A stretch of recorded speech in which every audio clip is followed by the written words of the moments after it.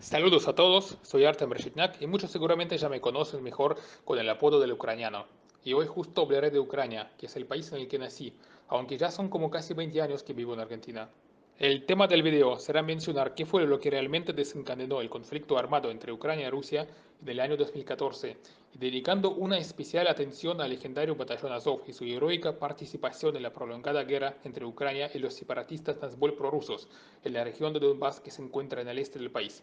Pero para entender bien el contexto de esa guerra, voy a contar cuáles fueron sus verdaderos causas y antecedentes. Ucrania formalmente se independizó de la decadente y opresiva URSS en diciembre de 1991, pero durante sus primeros 3 años fue gobernada por un gobierno neocomunista que demoró a más no poder la aplicación de las reformas de mercado que la vecina Polonia, países bálticos y hasta incluso en la mismísima Rusia se aplicaron con relativa rapidez y dieron notables resultados positivos. En cambio, en Ucrania se desperdiciaron valiosos años manteniendo el viejo sistema que como consecuencia trajo una monstruosa hiperinflación del 10.000% anual y una caída del PBI del 60% que se acumuló a lo largo de la depresiva década de los 90. Mientras los sucesivos gobiernos ucranianos mantenían el país en la órbita del estricto control geopolítico de Rusia, que estaba interesada en que Ucrania siga siendo un país empobrecido, periférico, mercantilista y corrupto. Aunque hay que admitir que el mayor error de Leonid Kravchuk, que fue el primer presidente de Ucrania y que a la vez era un antiguo jerarca del Partido Comunista Soviético, no tenía que ver con el catastrófico manejo de la economía, que terminó en ruina total, sino con el imperdonable acto de traición, que se culminó en el año 1994, cuando el gobierno ucraniano aceptó gratuitamente y sin ninguna garantía real de desmantelar todo su armamento nuclear heredado de la URSS y que contaba con más de 1.400 ojivas nucleares y cientos de misiles balísticos intercontinentales suficientes para convertir a toda Rusia en un desierto nuclear en caso de un conflicto, y que justamente hubieran evitado todo intento de agresión por parte de su vecino oriental, que nunca se resignó ante la salida de Ucrania de la URSS. Recién a finales del año 2004, durante la llamada Revolución Naranja, Ucrania por un breve periodo de tiempo logró alejarse de Rusia y acercarse más a la Unión Europea y a la OTAN. Pero este intento fracasó y ya en el año 2010 para el cargo presidencial fue electo Víktor Yanukovych, un impresentable sujeto con antecedentes penales por robo a mano armada, que además de ser un hipercorrupto y de mantener un decadente sistema mercantilista postsoviético, era abiertamente prorruso y a finales del año 2013 rompió toda posibilidad de integración con la Unión Europea y la OTAN. Y como si fuera poco, Yanukovych anunció que integrará a Ucrania dentro de la infame Unión Euroasiática, que fue creada por la iniciativa del Brujo Negro de Alexander Dugin, que durante años fue la mano derecha del presidente ruso Vladimir Putin, que en aquella época lo asesoraba en asuntos geopolíticos, que precisamente fue uno de los fundadores del patético movimiento nacional bolchevique, que básicamente es una grotesca mezcla entre el nacionalismo fascista de tercera posición y el comunismo estalinista. En ese momento, la Unión Euroasiática de espíritu nacional bolchevique y que aspiraba a refundar a la antigua URSS ya estaba integrada por Rusia, Kazajstán y Bielorrusia, tres países que desde hace décadas estaban gobernados por regímenes dictatoriales eternizados en el poder. Y Putin ansioso ya estaba esperando el ingreso de Ucrania para darle un mayor cuerpo y solidez al sueño de Dugin, pero esto jamás sucedió. Los nacionalistas ucranianos tenían la plena conciencia y daban por hecho que si Ucrania terminara ingresando a la Unión Euroasiática, el pueblo ucraniano padecerá un siglo más de dictadura neocomunista y volverá a ser masacrado tal como ya sucedió en el sangriento siglo pasado bajo el yugo leninista y estalinista, que generaron brutales represiones y hambrunas que costaron la vida a 10 millones de ucranianos y que incluyeron a decenas de miles de judíos ucranianos de espíritu anticomunista que perecieron en las purgas antisemitas de Stalin. Inmediatamente después del anuncio del presidente Yanukovych, a partir del 21 de noviembre de 2013, en la capital de Kiev empezaron unas muy violentas protestas que se llevaron a cabo por los nacionalistas ucranianos que integraban la muy poderosa organización paramilitar de Pravy Sector, que del ucraniano se traduce como el sector derecho, una agrupación de extrema derecha nacionalista, anticomunista y antinazbol. Literalmente, han logrado organizar un verdadero ejército paramilitar que durante 3 meses mantuvo bajo el constante asedio a la Plaza Maidán, ubicada en el pleno centro de Kiev, y causando permanentes choques con las fuerzas especiales de la policía antidisturbios, que dejaron un saldo de cientos de muertos y miles de heridos. Finalmente, en la fecha del 23 de febrero del 2014, después de una situación propia de una guerra civil y con enfrentamientos con uso de armas de fuego, los nacionalistas del sector derecho lograron derrocar al presidente prorruso Yanukovych, que fue forzado a huir a Rusia. La propaganda mediática rusa acusó a los movimientos nacionalistas y especialmente al sector derecho que derrocó al régimen de Yanukovych de haber recibido un jugoso financiamiento por parte de Alemania y los Estados Unidos, lo cual no es cierto, ya que la mayor parte de los recursos fueron proporcionados por el magnate de finanzas Igor Kolomoisky, quien por su origen es judío ucraniano de la ciudad ucraniana de Dnipro y que además posee la doble nacionalidad ucraniano-israelí e incluso se sospecha que colaboró en forma más que activa con los servicios de inteligencia de Israel, que en conjunto han logrado evitar que Ucrania vuelva a caer en las garras de los nazgul rusos, mientras Estados Unidos, gobernado por el inútil de Obama y la totalidad de la Unión Europea, en aquellos años le tenían miedo a Putin y no se atrevían a desafiar a Rusia dentro de Ucrania, que era considerada su área de control geopolítico incuestionable. Pero un magnate judío ucraniano, en cooperación con Israel, lo hizo realidad. Inmediatamente después del triunfo del Euromaidán y de la caída del régimen prorruso, como ya era de esperar, Rusia no estaba dispuesta a perder el control sobre Ucrania. En represalia, atacó militarmente a Ucrania, desembarcando sus tropas de asalto en la estratégica región de Crimea, que siendo una provincia totalmente prorrusa, terminó siendo anexada por los invasores rusos sin enfrentamiento ni demasiada resistencia por parte de los pobladores locales.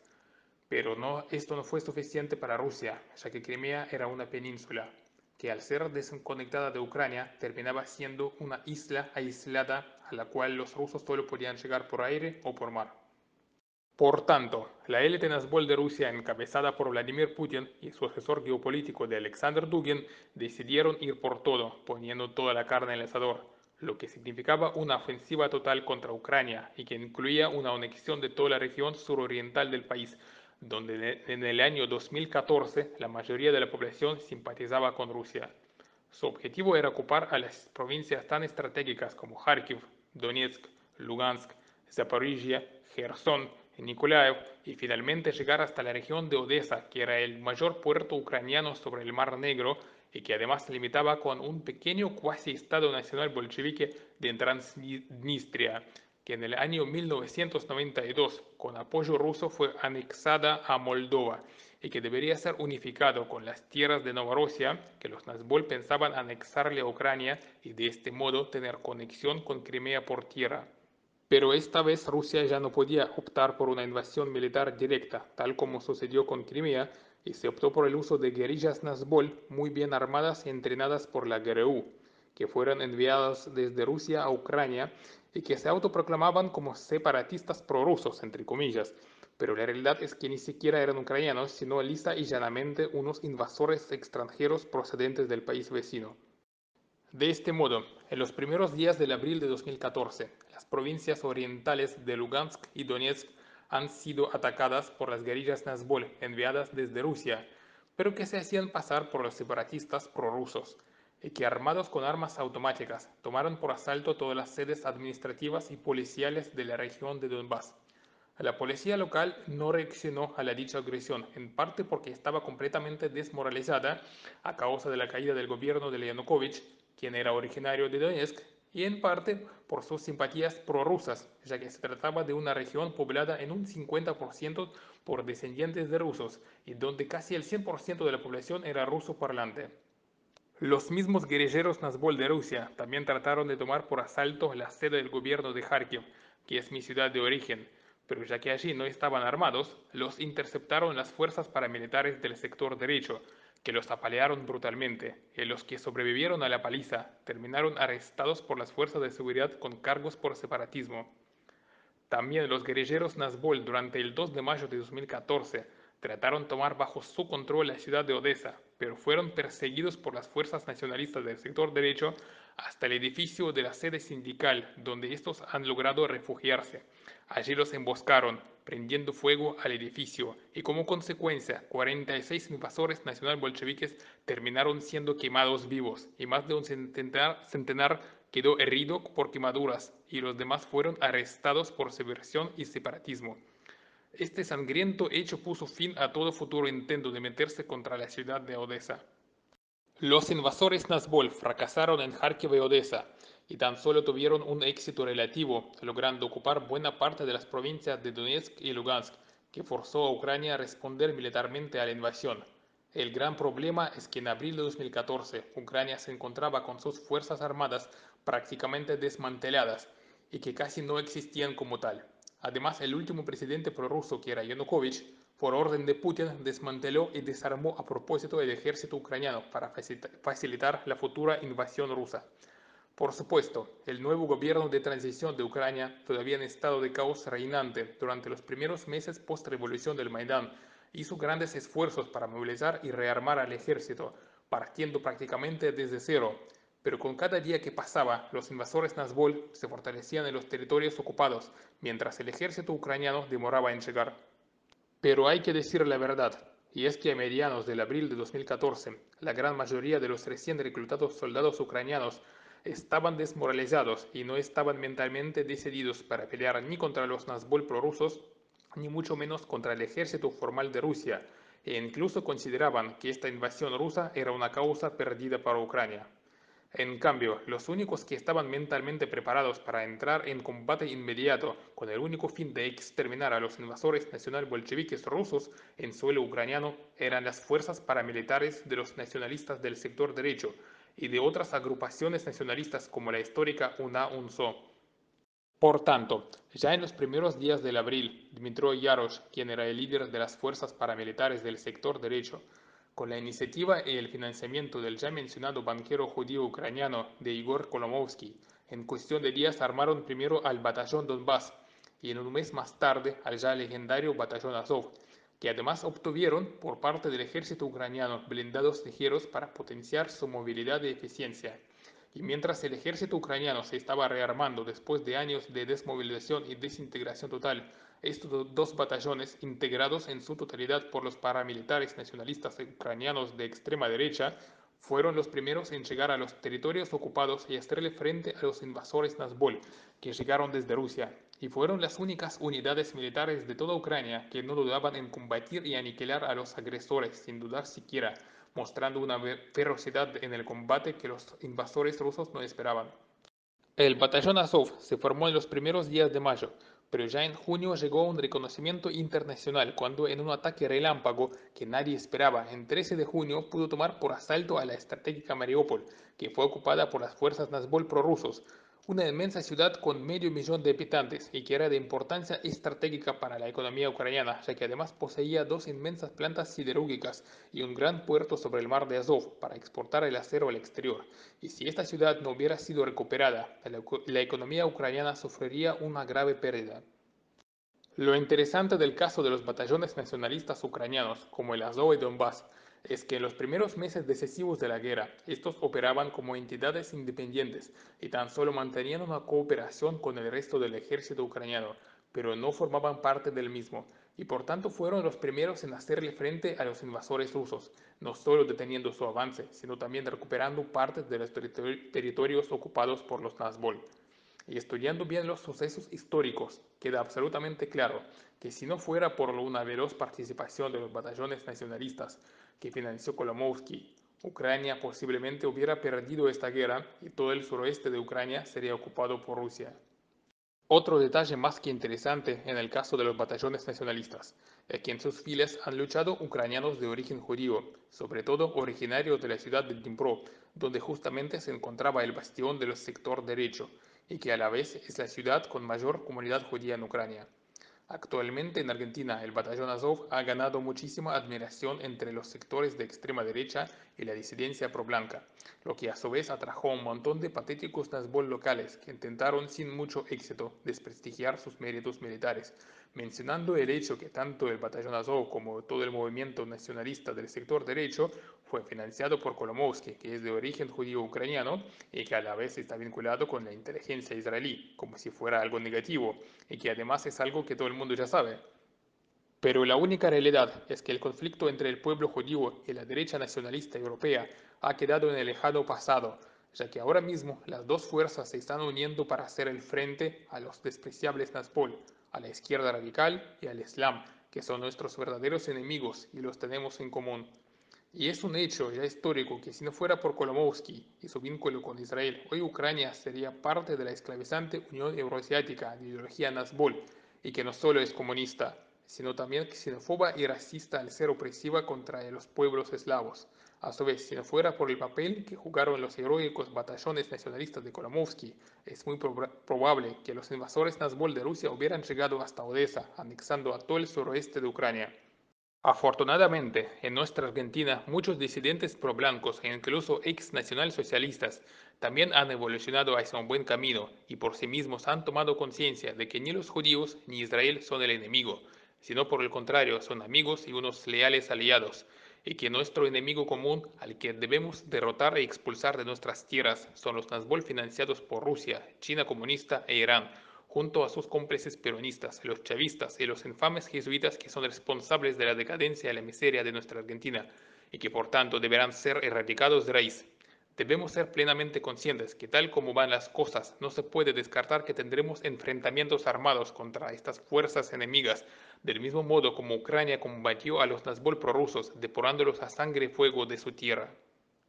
Volviendo al tema de la guerra de Ucrania contra los agresores rusos en la región de Donbass, durante todo el mes de mayo, junio, julio y buena parte del agosto de 2014, las fuerzas ucranianas junto a los batallones nacionalistas, que se convirtieron en las verdaderas fuerzas especiales de asalto, avanzaban a paso firme recuperando ciudades y pueblos ocupados por los guerrilleros Nazbol prorrusos e iban rumbo a rodear la capital de Donetsk. Pero a fines de agosto, viendo que Ucrania estaba a punto de aniquilar a las fuerzas separatistas, desde Rusia lanzaron un gran contraataque frontal, del cual participó directamente el ejército regular ruso, dotado de una inmensa cantidad de cuerpos blindados y de artillería pesada, que frenó el avance ucraniano y detuvo la línea de frente que quedó en un punto muerto. Y tiempos después se han celebrado los acuerdos de Minsk, donde Ucrania y Rusia acordaron poner límite en el conflicto. Las hostilidades continuaron durante los próximos 6 meses, donde se destacó la heroica resistencia de las fuerzas ucranianas, que durante meses quedaron rodeadas por los guerrilleros Nazbol dentro del aeropuerto de Donetsk. Pero en los demás frentes ya eran enfrentamientos locales de pequeña y mediana escala. Y de hecho, aún la guerra continuó durante los 5 años más, en muy pequeña escala, con ya rutinarios choques de frontera, intercambios de disparos entre francotiradores. Pero aún así han cobrado muchas vidas entre ambos bandos. No existen datos exactos sobre las bajas entre ambos bandos en esta guerra, pero se estima que Ucrania ha perdido alrededor de 4.000 combatientes. Los Nazbol prorrusos de Donbass, en cambio, perdieron alrededor de 6.000, y otros 1.600 combatientes que murieron eran los efectivos regulares del ejército ruso, que encima terminaron enterrados en las fosas comunes, y sus familias nunca recuperaron los cuerpos, ya que Rusia no podía admitir que participó en la guerra contra Ucrania. También han muerto casi 3.000 civiles y hubo más de 1 millón de refugiados y desplazados. Ucrania terminó perdiendo una parte de las provincias de Lugansk y Donetsk, ricas en yacimientos de carbón y llenas de estratégicas industrias siderúrgicas y químicas, que continúan siendo ocupados por los invasores Nazbol prorrusos, que ya arruinaron completamente a estos alguna vez prósperos regiones industriales, cuya población joven huyó en masa de allí, y sus ciudades ahora son completamente despoblados y fantasmales, donde solo quedan algunos pocos ancianos. Pero al mismo tiempo, Ucrania, gracias a su heroica guerra contra Rusia, que al final de la guerra llegó a ser frontal, logró desactivar y neutralizar el macabro plan de Alexander Dugin y de Putin de anexar militarmente a todo el suroeste de Ucrania, que suponía el 50% del total de su territorio y donde se concentraba el 80% de la industria. Nada de eso han logrado y terminaron empatados contra el ejército ucraniano armado a las apuradas y casi desde cero, mientras Rusia se supone que era una superpotencia de primer nivel. Y hay que aclarar que mientras Ucrania luchaba frontalmente contra el ejército ruso y sus separatistas Nazbol, el cobarde Occidente no proporcionó ninguna ayuda militar para Ucrania, y la dejó completamente sola, luchando contra una agresiva potencia que invadió parte de su territorio. Y si los Estados Unidos al menos ayudaba con un notable asesoramiento militar, en cambio países como Alemania y Francia directamente ignoraban a Ucrania y se le negaron vender el armamento para no perjudicar sus vínculos con Rusia. Por lo tanto, Ucrania durante toda la guerra se mantuvo sola, confiando en sus propias fuerzas y su propio armamento que heredó de la época soviética. Hoy mismo, después de 6 años del inicio de la ofensiva rusa, Ucrania dispone de un poderoso ejército profesional que cuenta con 250.000 efectivos muy bien equipados y entrenados y con experiencia en combate moderno, que hoy supera por montón a las decadentes Fuerzas Armadas de Alemania y está dentro de los mejores ejércitos de toda Europa. ¿Y qué es lo que pasó con Rusia después de su fallida agresión contra Ucrania? Cuando quedó evidente que el pueblo ucraniano tiene voluntad para luchar y defender su tierra y que jamás se someterá a la tiranía Nazgûl y que su aventura militar en el este de Ucrania va al fracaso, también quedó en claro que el proyecto de la Unión Euroasiática de Alexander Dugin está sufriendo un irreversible fiasco que jamás se va a dar y que ya no será posible reconstruir a la antigua URSS con Ucrania afuera. Esto llevó a cabo procesos políticos internos que devastaron el prestigio y autoridad del propio Vladimir Putin, que entre el ala más extremista de los nacional-bolcheviques quedó visto como un líder débil e indeciso que avergonzó a Rusia ante los ojos del mundo por no haber podido conquistar a Ucrania. Lo dice el propio excomandante del ejército separatista Nazgûl en Donbass, Igor Strelkov, que siendo un coronel retirado de la GRU, en 2014 lideró la ofensiva rusa en el este de Ucrania. Pero al quedar frustrado el avance ruso, Strelkov, decepcionado, se retiró de la guerra y declaró que Putin es un líder flojo, con poca determinación y que los traicionó en Donbass. Tales hechos fragmentaron y dividieron en varias fracciones a los ideólogos de la Unión Euroasiática y de su línea neo-stalinista, creando una nueva disidencia que ve a Putin como enemigo, justamente por ser el líder débil que no está a la altura de las circunstancias. Ahora hasta el mismo Dugin duda y desconfía de Putin. Muchos de esos disidentes neo-stalinistas y Nazgûl de la línea dura son miembros de los altos mandos del ejército y de los servicios de inteligencia, lo que implica para Putin vivir en constante miedo por un intento de golpe de Estado, con posibilidad de removerlo del poder, aunque por el momento esta posibilidad es mínima. Otra gran victoria que alcanzó Ucrania frente a Rusia y que reafirma su total soberanía nacional tiene que ver con el tema de la religión, ya que en el histórico día del 5 de enero del año 2019, que tuvo lugar en Estambul, Turquía, y en presencia del expresidente ucraniano Petro Poroshenko, el patriarca de Constantinopla, Bartolomé I, firmó el decreto que proclamaba la separación total de la Iglesia Ortodoxa de Ucrania del opresivo patriarcado del Moscú, lo que en la práctica significaba que Ucrania ha roto el último vínculo que aún le quedaba con Rusia y que era la cuestión religiosa. En cuanto al patriarcado del Moscú y su patriarca Kirill, se trata de una entidad títere al servicio de Putin y que es una mera herramienta para transmitir la propaganda nazgûl y neosoviética del régimen ruso.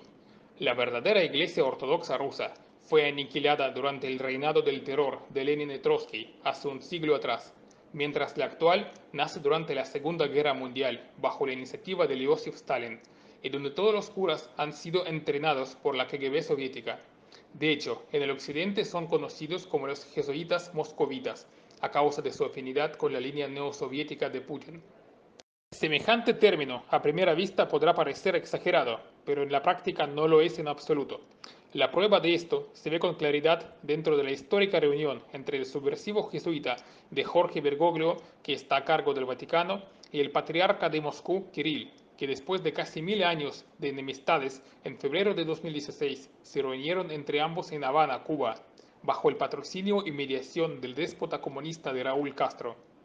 Tan impresentable suceso explica muy bien del por qué el patriarca de Moscú, al igual que Bergoglio, apoya tanto a los regímenes castrochavistas de América Latina, como así también le da sustento a todo movimiento extremista Nazgûl, que se fusionó con la religión ortodoxa y que tuvieron muy activa participación durante la invasión en el este de Ucrania. A su vez, desde que Rusia anexó Crimea e invadió la región de Donbass en el este de Ucrania, las naciones occidentales le han impuesto sanciones económicas que, sin ser severas, han causado un gravísimo daño a la economía rusa, que pasó de ser un país emergente, cuyo PBI crecía a 5 o 6% anual, a ser un país periférico, desconectado del mundo y con una economía estancada que apenas crece a 1% anual y va perdiendo terreno económico contra naciones del este europeo y de Asia Central, que siguen creciendo año tras año a muy altas tasas. Gracias a la valentía del pueblo ucraniano y sus milicias nacionalistas, Rusia quedó afuera del desarrollo económico, quedando como un país cada vez más irrelevante para el mundo civilizado. Pero incluso también Ucrania ha demostrado que si luchas militarmente contra Rusia, le podés hacer frente sin importar su poder militar, lo que también derrumbó el prestigio militar ruso y sobre todo expuso a Putin como un líder tibio, al cual sí se puede vencer mientras exista la voluntad de lucha. Mientras Ucrania, a pesar de haber perdido valiosos territorios con muchas industrias y recursos naturales, como los inmensos yacimientos de carbón de la región de Donbass, y de cortar todo vínculo comercial con su alguna vez principal socio comercial que fue Rusia, en solo 2 años, después de una grave crisis económica, logró alcanzar estabilidad y llevar a cabo numerosas reformas de mercado para modernizar su economía y recuperar un sostenido crecimiento mirando hacia el mundo libre y dando una definitiva espalda a Rusia, que quedó aislada de Ucrania. Y si el pueblo de Ucrania ha logrado liberarse del régimen prorruso de Yanukovych, derrocándolo a sangre y fuego, y después empatarle en una guerra de tú a tú a la segunda superpotencia militar del mundo que es Rusia, también el pueblo civilizado de Argentina podrá liberarse y derrocar al régimen kirchnerista, que también es abiertamente nazbol por ser antiblanco y antijudío, y que está buscando expulsar a las clases medias del país para entregar a nuestra Argentina a los neocolonizadores de la China Roja, que se apropiarán de todas nuestras riquezas, y también a los globalistas Nazbol de Rusia, de Alexander Dugin y de Putin, que abiertamente quieren anular a la soberanía argentina y diluir a nuestro país dentro de la infame patria grande del chavismo latinoamericano. Pero ellos fracasaron en Ucrania y también fracasarán en Argentina. Sus días en el poder están contados, porque los vamos a derribar por la fuerza y nada nos detendrá hasta que Argentina no esté libre del kirchnerismo y de sus patéticos Nazbol.